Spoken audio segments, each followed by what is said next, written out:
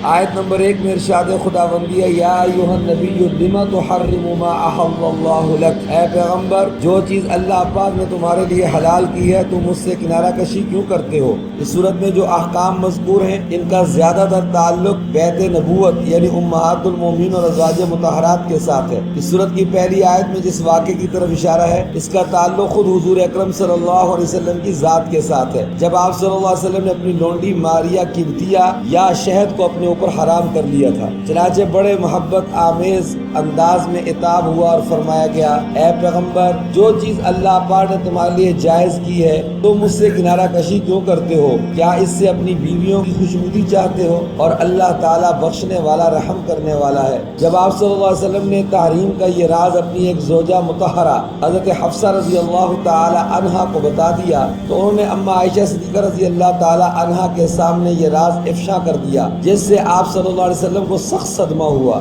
یہاں تک کہ آپ صلی اللہ علیہ وسلم نے بعض ازواج کو طلاق دینے کا ارادہ فرما لیا، لیکن اسے عملی جامہ پہنانے کی نوبت نہیں آئی۔ اللہ پاک نے بھی ان ازواج کو تنبیہ کرتے ہوئے فرمایا اگر پیغمبر تم کو طلاق دے دے تو عجب نہیں کہ ان کا پروردگار تمہارے بدلے ان کو تم سے بہتر بیویاں دے دے۔ اس کے بعد یہ صورت ایمان والوں کو حکم دیتی ہے کہ اپنے آپ کو اور اپنے اہل و عیال کو آتش جہنم سے بچاؤ، اور یہ کہ اللہ پاک کے آگے صاف دل سے توبہ کرو۔ سورت کے اختتام پر 2 مثالیں بیان کی گئی ہیں۔ پہلی مثال کافرہ بیویوں کی ہے جو مومن صالح کے نکاح میں تھی، اور مومن صالح سے مراد حضرت نوح اور حضرت لوط علیہ السلام ہیں۔ دوسری مثال مومنہ بیوی کی ہے جو ایک بدترین کافر کے نکاح میں تھی، کافر سے مراد فرعون ہے۔ ان 2 مثالوں سے ظاہر ہوتا ہے کہ اگر انسان خود مومن اور صالح نہ ہو تو اسے کسی مومن کی قرابت اور حسب نسب کچھ بھی فائدہ نہیں دے سکتا۔